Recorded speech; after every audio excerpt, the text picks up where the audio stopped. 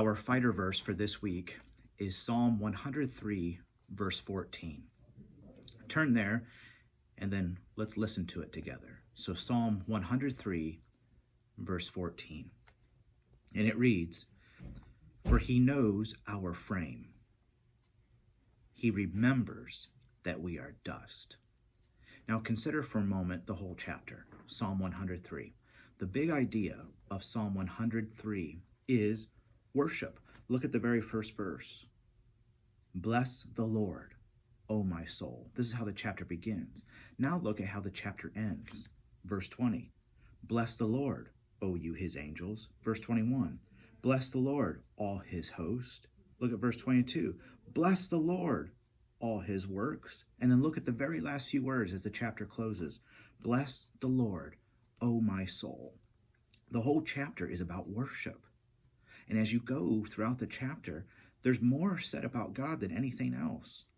And the focus is on what you might say the things that last. When it comes to God, the things that last, like his steadfast love, like his throne, like his character. These are all things that are eternal. They last.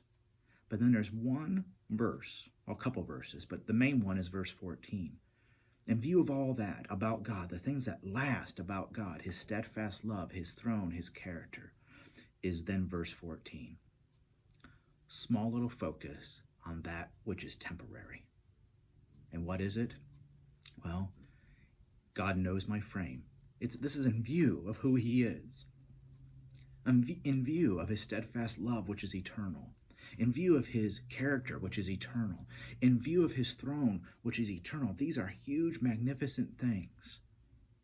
God takes the time to know my frame and then remember that I'm dust. So it made me think about this.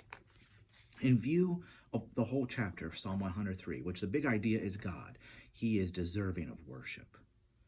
The whole point of the chapter is to, I want to say, inspire, encourage, exhort, motivate the soul, the human soul, to worship. And to do so in view of his lasting throne, do so in view of his lasting character, do so in view of his lasting steadfast love. And then we get this one verse that just pauses and says, "You who worship, he knows your frame. You who worship, he remembers that you're dust." So in view of that, I just want to ask two questions. And what I would like for you to do is write down the two questions and then answer each question. Write it down. And how some of you did last week, go ahead and share it, the answer, to our Facebook page, share it to the blog, share it. Share it as a church family, the answers to these two questions. Each question should get just one sentence. And you might need to go and read Psalm 103 again and just meditate upon it in view, too, of verse 14. So there are things about God that last, and then there's verse 14, which is looking at me, the one who is to worship.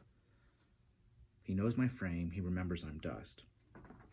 So in view of all of Psalm 103, here's the first question, and it just needs to get a one-sentence answer.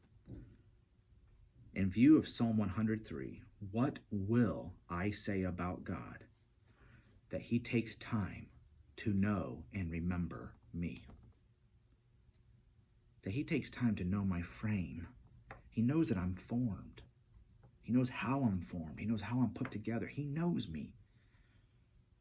And then he remembers I have an end. He remembers I'm dust. So what will I say about God in view of all of Psalm 103, that he takes the time then to know and remember me? What will I say about God? So answer that question with one sentence. And then here's the second question. And again, you answer this second question with just a one-sentence answer. What then is demanded of me that he takes time to know and remember me?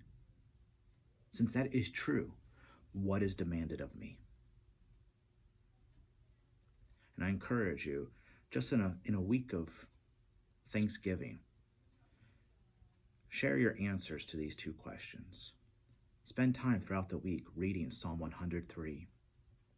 And don't miss how the psalmist is picturing things for us. Here's the magnificence of God, the magnificence of God. And then here is the shortness of man. And in the magnificence of God, he knows me and he remembers my life is short. So what will I say about him? That he knows and remembers me. And second question, what then is demanded of me that he knows and remembers me?